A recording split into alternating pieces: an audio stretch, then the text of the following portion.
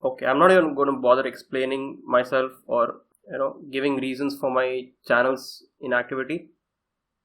But I guess I was busy with my college work. Hey guys, what's up? Welcome back to my channel. This is the Brown Reviewer, and this is the Brown Reviewer's brother. Going to disturb the video. Yo!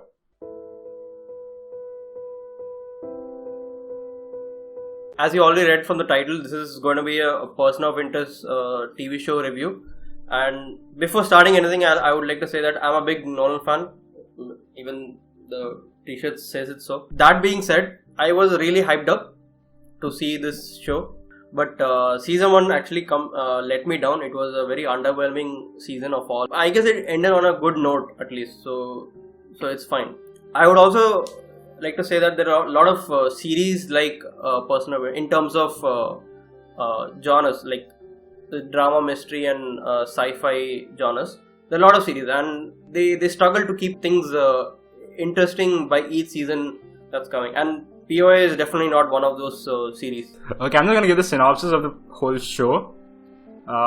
An ex-CIA agent and a wealthy programmer save lives via surveillance AI that sends them the identities of civilians involved in impending crimes. However, the details of the crimes, including the civilians' roles, are left a mystery. I'd say that's an oversimplification of what's going on in the series. Yep. It is. The season 1 basically does that. What the synopsis is, but the season 2 completely does not do what the synopsis is. It does more than that. I think season 1 is basically a bunch of these kind of cases, and all of them are really not relevant to each other. They're just a bunch of case of the weeks, and it doesn't, like, none of them really contribute to anything bigger. But later on, that changes a lot. And yeah, even though with a very underwhelming start with the season 1, it gets better and smarter with each season. And season 2, I think, was a changing point for the show. It grew on heavy story arcs and developing the characters also. You have to bear with it for a couple of episodes, but then it gets really intense by each season. It also puts out a massive conspiracy theory, which I guess people don't want it to be true, but chances are it already is. So it basically started off with the sci-fi, and later on the reality started to coincide with whatever the show was predicting, which was kind of crazy. And I'd say that's not normal for a show. I'd 100% recommend it. Definitely, but the problem is the season 1, that too, because the first impressions do say a lot, but in this case it's so not true. Like, you just have to bear with it, and you can actually skip most of the episodes, I guess. No. You can't? Damn it. The other thing about this is you're not supposed to skip any of the episodes, even though some episodes might seem irrelevant.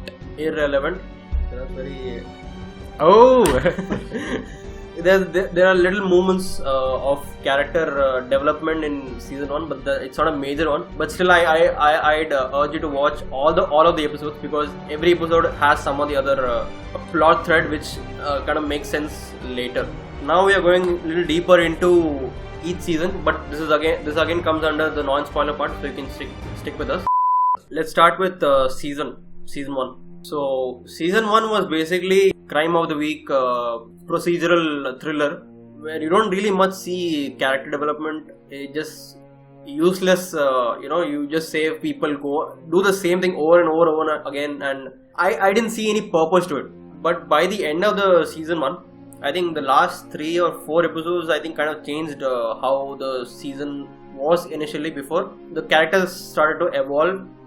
They had more interaction with each other. I think it was in the mid-season or somewhere where 2 important characters meet. We'll talk about this in detail, but those 2 characters aren't supposed to meet, but they meet and they have a very good, like, kind of a dynamic between each other. Yep. Yeah, I think they also raised a couple of story stakes by the end of the season 1, so which is, I think, a good note. But for most of the part, it was crap. The season 1 was crap. Season 2 is where things got a little interesting for me. They had mysteries, organical mysteries, which was planned very well and kept me engaged for the most part. And I think even the case of the weeks got a little more interesting. Like, even the case of the week started, like, correlating with the major story arc. Yeah. And so I think, and even then, there were some of the Case of the Weeks which are actually really good, much better than the season 1. Definitely. Season 1, even the Case of the Week, I couldn't handle it. It was that crap. Season 2 did really good job on both balancing the Case of the Week and the major story arc, and plus focusing on a better Case of the Week episodes. Characters were evolving at a higher rate than season 1. You could see characters at a very different place, ending up at a different place, and I think by the end of the season 2, it kind of increased the stakes of another major character. spoiler But section, again, boys. that would go to a spoiler. We won't talk about it right now. So again, it ended on a very strong note. So season 3 is where I actually loved, or at least I fell in love with the show. I think season 3 was structured so well that the first half we were totally invested in one of the biggest and best villains in all of TV show history. And the moment that ended, you were immediately invested in another big villain, and that transition did not feel sudden at all. It felt like very Organic. It felt very natural. Like, And also there were a lot of mysteries that you were getting answers to, and ended again a very a strong way. Again, a phenomenal ending to the season 3. Because season 3 felt like a closure, almost like a closure to the first 2 seasons. I was like, how are they going to expand the scope? How are they going to proceed further? So thinking that in mind, I was again blown away by the season. This season was like another by far better season than season 3. it was really unpredictable in what they did. Like, nobody would have really expected to what extent they went. Like, nobody really expected anything of that sort. We just thought, this is either going to continue the same thing and it's going to get repetitive, or this kind of new innovation was really nice to watch, like in the show. It was good. And again, ending one of the best and most emotional ending to the season 4. I remember. Okay, don't show that off. Don't show that off. Season 5 was the most darkest of all seasons, and I would say the best season. I think it was really thought-provoking. Like, the Yeah. messages they wanted to convey were finally conveyed, even though they were indirectly conveyed all throughout the series. And I think it also had a very satisfying end. Like, the ending was insanely satisfying for any TV show. I wouldn't have expected that. And Yeah, it was a very satisfying end. I 100% recommend it to watch it, but you have to bear the season 1. Season 1 is crap. Why is spoiler not spelled as SEULER? Oh, see, SPE. What? Yeah, SPEULER. Why is it not spelled like that? Spoiler. Spoiler.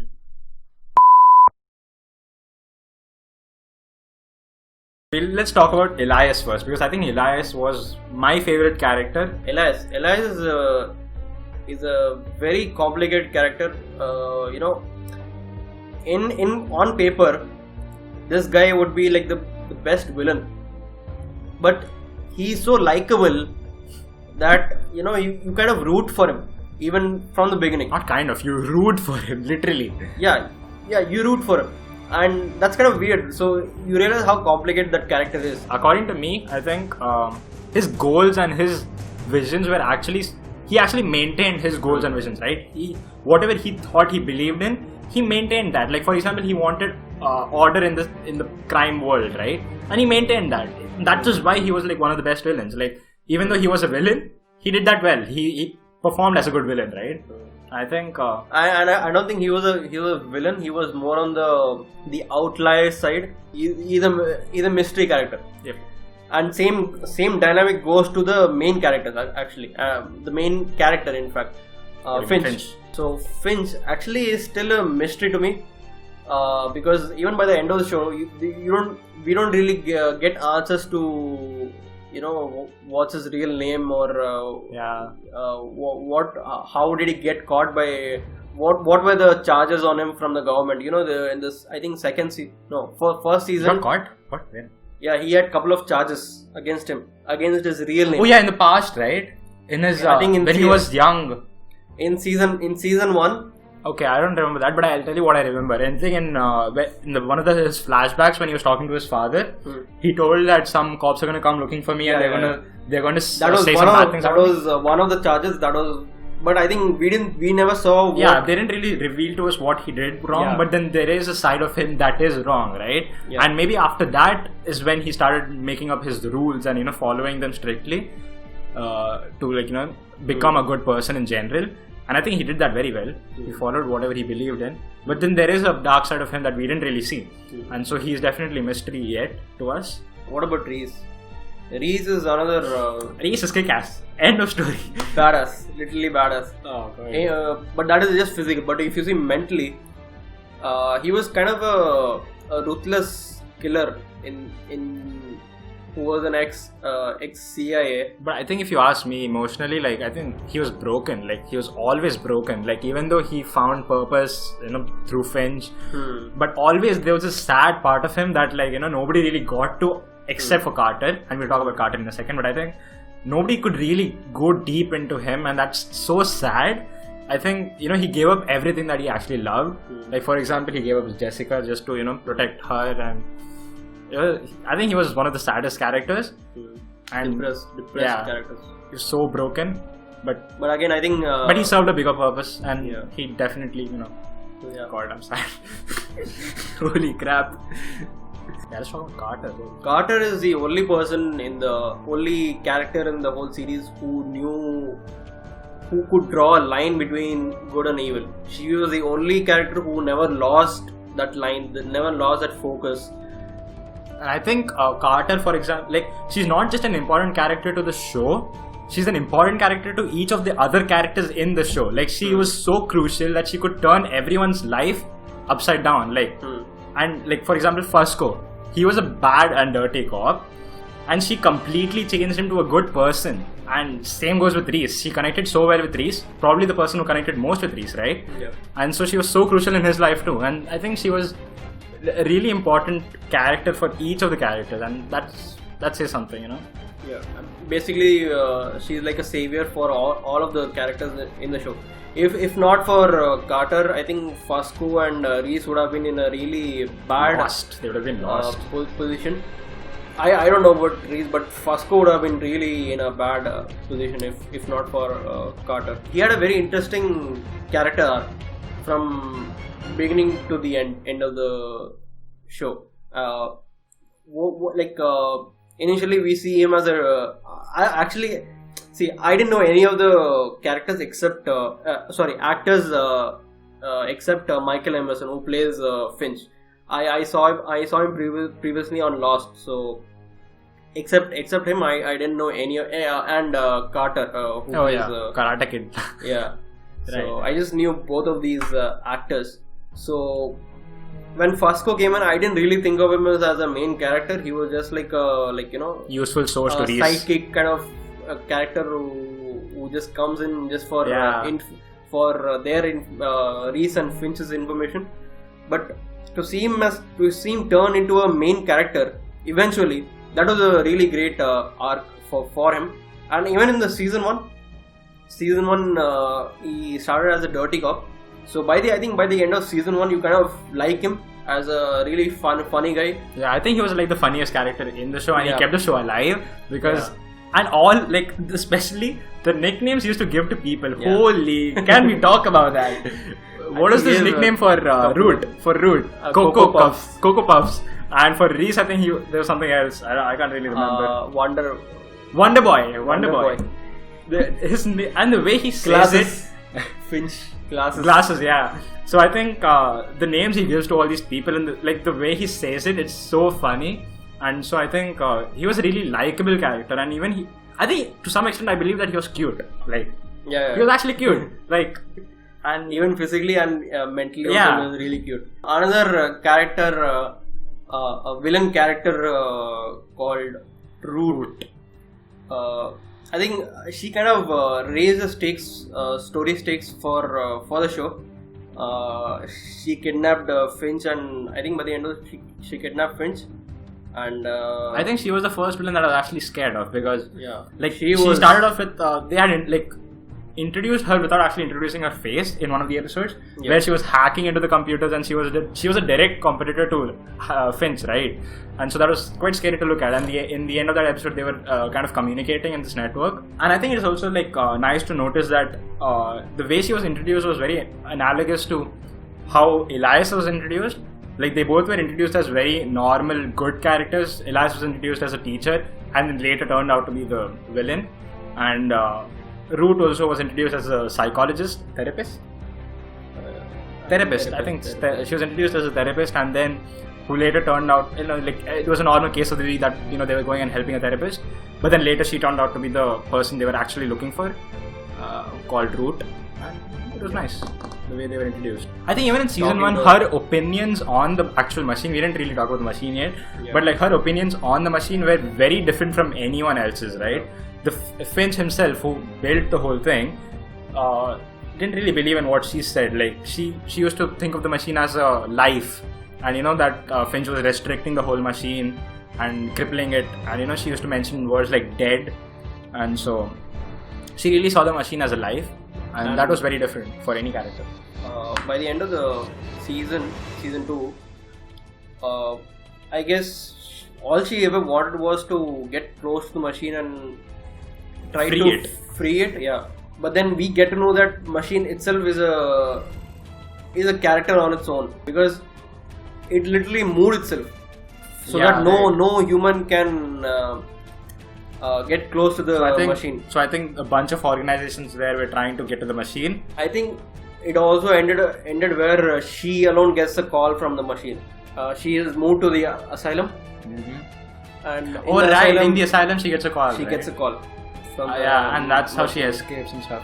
Her getting the call from the machine. So that was again very fascinating. Why would she get a call? Yeah, she's an evil bitch. The thing was amazing. So I think HR was actually introduced in season 2, right? HR. So let's talk about HR. So one of the Case of the Week episodes. They introduced this entire notion of dirty cops. And a bunch of these dirty cops had an organization called the HR. But basically HR was this organization of all these corrupt cops that would, basically just go on killing people for money and stuff, and making deals with other villains, and basically corrupt cops. Drug wars, And they were basically running the drug war between all these cartel groups. Yep. And I think when season 3 started, I think the first half of season 3 was completely, like, we were all invested in this mission with Carter. Carter was this kind of protagonist that was taking the leads on, going and destroying HR, and it was insane. It was. I think the mid-season, to be very precise, the 8th, 9th and 10th episode, where 8th episode is where Carter goes completely rogue. She goes out of the way, and she literally goes badass. She I think takes an RPG and and she creates a war between two huge groups. That was so smart, according to me. That was really brilliant. She kind of, and that was also the episode where they Finch and Reese get 32 numbers of cops. So basically Finch and Reese had gotten like 32 numbers. And that was all because of one person, Carter, going rogue, and that was quite, scary. And Carter had taken on this new, scary side, and she was also smart at the same time. Like, she interfered into this, two organizations. And even though she knew she was going to do collateral damage, she also made sure it didn't happen. So the first half was completely dedicated to Carter, because I guess even in the show. She had to go off because she had some big projects or something from the film, so they had to kill her off in some other. But I completely bought the story. I didn't for once realize that this was going off track or somewhere. It was completely natural and organic way to do this. But I think it was also really sad to kill her off. Like, she was the one morally, aware person, and you just kill her off. And it felt like everything is going to go lost now. Like, we didn't really know where this was going after that. Again, another thing very fascinating about season 3 is you don't know where it will go. Like, what would happen after what possibly could you show us? Because after giving a very good mid-season like almost like a finale to one character. I think the episode where she dies, where Carter dies, and the next episode was completely dedicated for her, right? Yeah, the episode which was dedicated to her was one of the best episodes of the whole series, and giving one of the best episodes after in the mid-season. How can you progress after that? That the whole point of giving a mid-season finale is you're telling one of the stories is already over. Yeah, and it's tough to transition to a next storyline completely. But they did it so naturally, and it was amazing to watch. And the very next episode is about his friend, Finch's friend. The very next episode was that, but it didn't feel like the characters are still mourning for Carter, but they're also doing what they were meant to do. They're also doing their job. So their job turned out to be another big story arc. And I think now those are two episodes, especially made for the character Arthur Claypool. Yeah, who built Samaritan. Arthur Claypool was basically a student, a peer student of Finch, right, in MIT. Yeah. And they graduated together, and apparently both of them ended up building the same kind of machine. Yeah. Except one of them, didn't really cripple it. Finch built his machine with a set of rules, and he kind of crippled it, right? Yeah. Deleting its memory and stuff, and we'll go into that later. But the machine he built didn't really have those rules. Yeah. So it was just a very open machine. Open system, and a machine that could remember what it's doing and what can take information that is really long back and turn anything into its hand, given that much information. And it was also nice to watch that the guy who built that machine that could remember more stuff actually had a memory issue, in himself, right? He had dementia. No, he had Alzheimer's, I think. He had Alzheimer's or something, and so I like the concept, the way they introduced it. And they also show the flashback of Finch's father in the same episodes, and he had dementia, right? And so they introduce this entire philosophy of memory, and they don't really touch too much on it directly, but they have this indirect, It's also the episode where Finch creates this. A small memory system for his dad to act as a friend, right? So those kind of concepts are like a sprinkle, talking about memory. But basically, when you get to the fourth and final season, that's where they really understand what they're talking about all this time, and it hits you. It really hits you. Yeah. And so that's how the next story arc starts. And I think we forgot to talk about another organization, the Vigilance. Vigilance also was created in season 3. Actually, Vigilance was. So we have to talk about Greer also then. Yeah. Oh, we forgot to talk. Actually, Greer came in season 2. Yeah, I know. So we have to talk about Greer. Okay, what do you think of Greer? Was he evil, or was he just unaware of what AI could do? I think. Greer was another very complicated character. It was very hard to understand him, but I think he was completely aware of what he was doing. And I think by the season 3's ending, he told what actually he wants. He wants a better ruler for the whole world. He wants a better species to take over completely. Exactly. So he thinks and he also gave an example of how a human can be flawed and how a machine can be completely perfect. Do you think this was... Again, we'll go into that another topic. Do you think Greer believed all this because he had a bad head in his past? You remember MI6? When he had a very bad... I kind of think so, because humans can do all these jobs. You can play a double standards, double agents, and you can get away with it. But a machine can't do that. Machine... Actually, in fact, logical. Yeah, it doesn't really involve its emotions and stuff. Yeah. What does it? It does, but it only. But on the whole, it only focuses on its goals. Right. I understood his motives. Yeah, I understood his motives, but I couldn't understand him as a character, because he was straight up evil. He was the most evil person I ever saw in the whole show. He was evil to the point where he was ready to sacrifice himself. Yeah. So this Greer person actually created another organization called Vigilance and nobody really knew about it, and so he just created this organization just to have a villain, right? Yeah. And to convey his message that this is why we need a machine. And that was kind of overkill if you ask me. Like, why would someone go to an extent to make this terrorist organization that will oppose yourself just to convey your point? I mean, like, you know, he went to a great extent to make his point. But again, that only proves philosophically that, you know, evil, the good exists because of evil. If evil does not exist, there is no good in this world.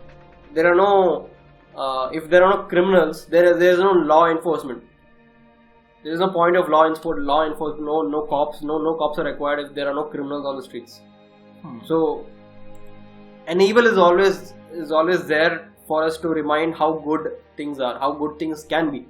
So I guess he plays an important role in that kind of themes. And so yeah, Vigilance. The Vigilance was this organization that would just go rampage on conveying this. They had this message that they didn't really they wanted privacy, and they suspected. They were terrorists. They were killing people. Yeah, the way they did it was wrong, obviously, and so their motives were correct. They didn't want information to be too much personal information to be leaked about everyone, and I think that is a fair argument. But then the way they did it was definitely terrorism, and that's why they considered. And this character called Collier was the head, who was appointed as the head actually indirectly by. We also get to see an episode dedicated to him too, like how he and his brother. I think this would have sparked like an anger in Collier, and then when he got this message from Greer indirectly, he didn't really know who Greer was, but he got this message from him that was, you know, telling him to form this organization, and you know, he was obviously like motivated towards that because he lost his brother, right? In that way, Decima is one of the smartest. Greer is one of the best villains of the series. He was really smart. Yeah, he planned all his moves, and you know, smart. Yeah. And season 3 ends on a very high stakes because everyone is a number right now, and I kind of thought they would destroy the machine destroy Samaritan for some, you know, random idea, because that's how it moved. Because Root bringing all this. We forgot to talk about the one flashback episode. You remember Finch hiring one of the previous guy? Right, yeah, that arrogant guy who just, you know. So that one episode actually fixed everything of the show. Right, I understand that. It was very well directed, basically. It was very well written and directed also, and how they brought up all these different characters into this one episode and completely changed our perspective of the first episode, the very first episode. How we kind of think that, you know, these two random characters are meeting, and you know, they just start working together. Yeah, and, they just start working together. But in reality, this had all gone before. Yeah, all of that, long before when this all. And that episode also made us realize the importance of a good sidekick like Reese. Not a sidekick, but like a good person like Reese that Finch had to hire, because if you hire someone wrong, like the previous guy, it will show how much mess you can actually create, right? And so we also understood the value what Reese was providing by being actually a genuinely good guy. And I think they brought finally those characters also into the a lot of things actually. There was one more episode where three storylines emerge at one point, meet at one point. What is it? You remember? I remember you also telling me that this is the best episode till now. That was the episode where Root was given a separate mission. Right, Root and Shaw were given a separate mission. That was about this guy. Did I forget his name? Finch and Reese were given different mission. And I remember that. And Collier somehow comes up into the play, but all those three storylines somehow meet at one point. Right. And it's kind of fascinating how they tell that story, because it also, in a way, the storytelling is the way how the machine also works. It kind of works in every possible way, because simultaneously it was doing all these three jobs to majorly protect that one character called what is the name? I forgot his name, but he played an important role at the finale of season 3. Jason Green. Okay. Jason Green. His name was Jason Green. And machine saw something beforehand, before we got to see the Samaritan coming online. Okay, right. one day it came online. Right? Remember that one day it came online Just for 24 hours and for Grace, proving to the senator, right? Yeah, and Where Grace got kidnapped. Right. Finch's wife. Finch's ex-wife, not wife. They didn't even get married. They just got engaged. Sorry. Actually, they are actual husband and wife. What? Yeah. Why? Yeah, Michael Emerson and I forgot. I don't know her real name. Are actual husband and wives. So she's not an actor or what in real life? She is an actor. Oh, Both are actors. What? That's weird. Okay, so that's all aside. So for the finale, the machine had plans to do all this stuff. It saw something coming. So I thought, so they brought all these computer tech guys to finally put something into the server and destroy the whole every other servers of Samaritan. When root finally goes to the Samaritan facility, the server farm. So I thought, okay, she's gonna kill it. But then again, she was actually injecting her identities or something. Yeah, those 7 identities. You remember they had to make a choice of killing the congressman or not. Machine. Oh. There was an episode where they had to. Yeah. And that's when that song plays the medicine. Yeah. Holy crap, that song was so good. But that's all I remember in the episode. Again, that was one of the dark episodes of POI. And I think that was an episode that, it was really thought-provoking in what the greater good. Yeah. And even though sometimes you might have to kill one person for the greater good, but that's still bad. Yeah, the congressman episode. That episode was, as I said, it was a really dark episode, and it was thought-provoking, and it was not morally correct to kill one person to save millions of lives. So Finch had a choice. I mean, that is not a definitive this thing, but that's arguable still. We still don't know about the greater good. I mean, that depends on person to person, I guess.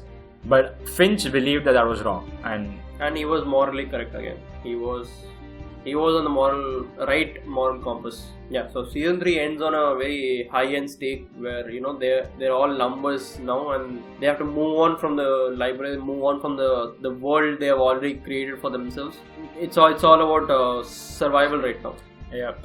And I think Samaritan has come online, so that is quite scary. I think we forgot to talk about Shaw. And Shaw in the second season. In season 2, we had an entire episode dedicated to this relevant side of this of the machine, where her perspective throughout the entire episode, how she is, how subjectively she is, and how she meets the new characters. I mean, new characters for her.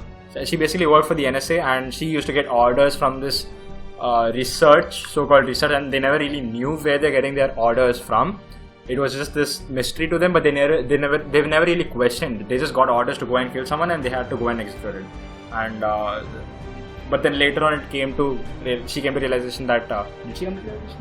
Yeah, Finch told her that research doesn't exist because it was this machine. And so that's how the stories actually meet, I guess. The most likable thing about the show is the chemistry between Root and Shaw. I mean, which started in season 3. I guess it started way back in season 2. Yep. And then I think season 3 completely proved it. They took it to that direction, and there was always this kind of flirty element between them two, and that was actually fun to watch because it was generally Root who used to start off the flirty element, and Shaw used to kind of get annoyed, but she kind of used to like it, and it was this fun thing to watch. I completely love the dynamics of the characters and how they ended up together. And even though Shaw is this person who doesn't really feel anything, and she's this sociopath, she is this person who doesn't really feel as much as other people do. It was obviously different towards Root, and we could tell that in many different scenes. And season 4 is where completely went into a new direction, and sets almost in a new world where with new characters we get the introduction of the new villain called Dominic. Oh, yep. This again a mystery character until he's revealed in one of the episodes. I even liked actually Dominic's what he believed and his strategies, especially. Yeah. For example, in his introduction itself, Shaw had Dominic captured, and she always underestimated him, and it was quite natural. Anyone in her place would. And that was Dominic's actual strategy. He wanted her to underestimate him, right? And the way he thinks is actually like really brilliant, and I think he was a good villain to Elias, who's already an existing sort of villain. So it was a good completing character, I guess. And I think season 4, which episode is it? If Then Else. The first time we get into the subjective mind of the machine. Stock exchange. Simulation. The stock exchange, yes, no. Stock exchange. The stock exchange. Let's talk about that episode. So I think I'm going to talk about the chess scene.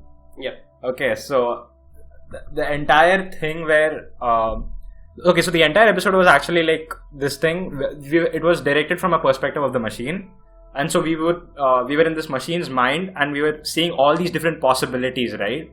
And it was happening in such a fraction of a second, and it was and they kept showing these instances of the flashback where Harold was teaching the machine to play chess. How Finch taught the machine to implement the chess rules into the real world without having to implement one of the basic rules of chess. Basically, the philosophy of the episode is not to prioritize any life. For example, Finch specifically said that he doesn't like the game of chess while teaching to the machine. The reason was, like, you would consider one piece of a pawn, like a pawn piece, for example, to be less than like a queen, for example, and that doesn't work in real life. You can't really treat people with higher power, or you're not supposed to. Yeah, and so that is not morally right. So you can't really, like, if the machine was to interpret stuff like that, then it would treat in the entire real world like how it treats each piece on the game of chess, right?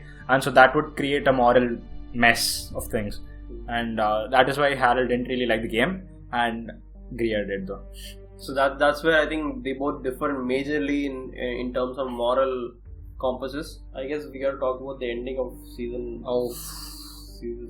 Should we just saw the entire scene? The 5-minute scene. Holy crap. I think season 4 episode 22, the last episode, was literally, I don't know, it's not his, but it's my favorite episode in the entire show.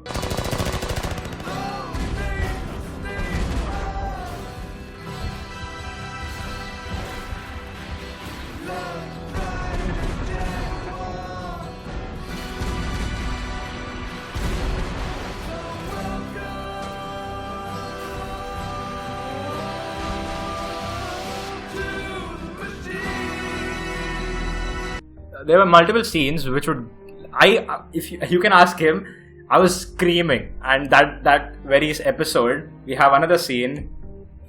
We have lots of like couple of scenes playing with each other, like Greer explaining control, like what the correction was. Yeah, the correction was, and parallelly we get the Finch and the machine story dialogue. I think those last few minutes of the show, minutes of the episode was really intense. It was emotional. I think that was the episode for me where I started developing emotions for the machine, which sounds ridiculous, but holy crap, the dialogue between the machine and Finch was so deep and was so like, and the background song too was like insane. So it really put me in that zone, right? And also I saw this article on internet. I'm just going to mention that fact that if you notice, Samaritan had actually black text on a white screen, right? It was kind of like the darkness and light, whereas the machine had white text sort of on a black thing, which was kind of the light in the darkness, right? And the reason it was sort of white and not actually pure white, because it was kind of dying at that moment.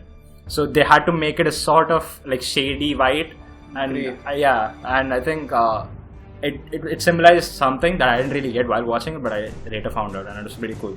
In short, season 4 had one of the best endings of the seasons. Season 5, the first 2 episodes were really good. I mean, so they basically needed a supercomputer and stuff. Yeah, and I like the fact that they used the PS3, because in reality, 300 of no, I don't really know the number, but some amount of PS3s had been used to actually build a supercomputer, which is crazy. And I like that there was some sort of accuracy there. Second episode is where it talks a lot about philosophy, and mainly between good and evil. How the machine itself is, machine saw them as a threat. It is also realizing what exactly is good and evil. Where does a machine draw between good and evil? And in saving people, they had actually killed Yeah. more people too. So Yeah. so when the machine was analyzing these people, it was looking at their past, and it was looking at how many lives that they have taken, and so it basically concluded these are all threats. And so The idea of good and evil, of how the machine is learning that way, is a very fascinating idea. The simulation episode. Okay, so that episode, initially when I watched it, I thought, okay, I'm not liking this episode so far how it's been going, because the pacing of because I didn't understand what the plot was at the end, right? So I thought the pacing of the episode was too fast. Things are happening really quick, and I felt like, okay, is this happening for real? Has she really escaped? Has Shaw really escaped from the place? like, even though I knew, like, I was convinced that it was reality, but then there was something that was offset, like something was unsettling. Something was wrong that was going on. It gave you that weird feeling where, and the episode also jumps through different genres in the same episode. That as a consequence, when she came back, she couldn't tell what was reality and what was a simulation, which is the worst way to kill someone. Like, you can't tell, and that's why when I think there was also this, I read this theory. The episode is the episode where Root dies. From then on, it's all a simulation. Wait, what? Yeah, it's a theory, but then again, the guy who wrote the theory did not realize that Samaritan didn't know about Elias. So it couldn't have created this. Yeah, Elias was underground, right? Yeah, so it couldn't have created a simulation when Elias is in it. It was this episode where Finch. Let's talk about that scene,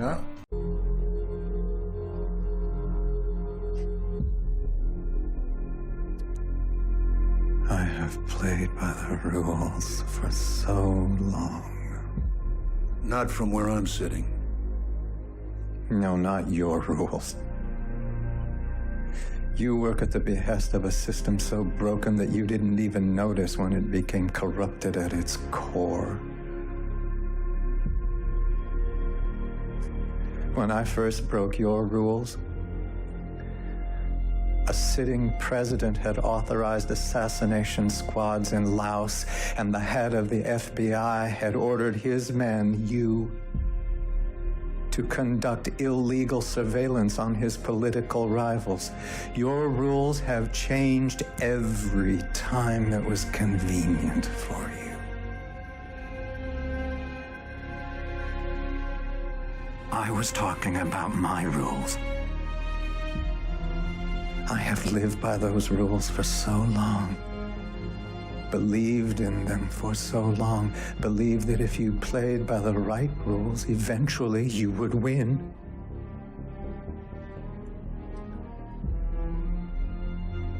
But I was wrong, wasn't I?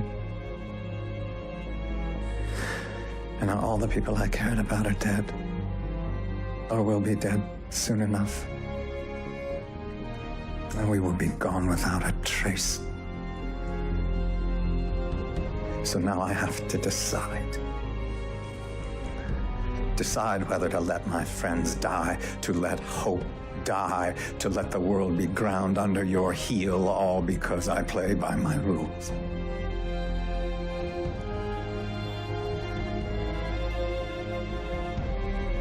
I'm trying to decide.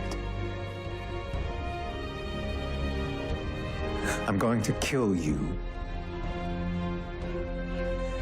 But I need to decide how far I'm willing to go. How many of my own rules I'm willing to break to get it done. Look, you want to add threatening the life of a federal agent to your file, I will draw up those charges right now. No waiting is required. I wasn't talking to you.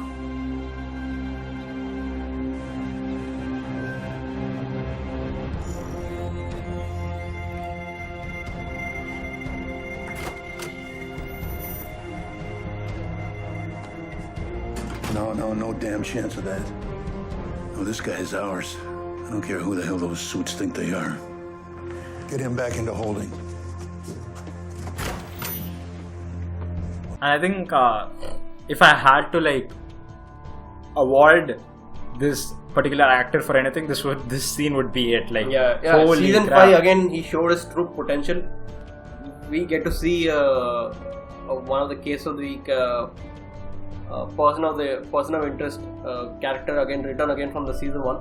But this episode was so different Yeah. in the sense that not only there was this one group of people trying to save the president, we also find out that the machine had hired another group of people, all characters that we have seen before. Joey, the guy who owns Friends, and what's his name? Logan Pierce. And Harper, whom we've been seeing all along. Then we finally find out that she has been working for the machine too. And this entire other group of people was actually given number of our team, Reese. And they are going, and while these people are saving the president, this other team is saving our team. And so we then finally understand, okay, this is not just one team. And then this arises the question, how many teams are there? Like, is the machine actually having multiple teams and saving multiple different people at once? And we don't really know, but like we know that there exists another different team, and so it was a nice thing to watch, all the characters that we've seen before, and we finally have a good ending to them, like at least in our heads, right? So I thought everyone is going to die. Okay, the last episode, everyone is going to die. Finch especially, he is the one who is going to die. He is the one who started it. He's going to die. So John, obviously he had to go, because I thought that's how his character arc should end. Very, very, paying back kind of arc, his ending. So I actually liked that. Even though I felt sad for his character, but I actually liked how they ended the character arc. And Finch actually went back to his fiancée, which I actually... so satisfying to watch. Holy God, like...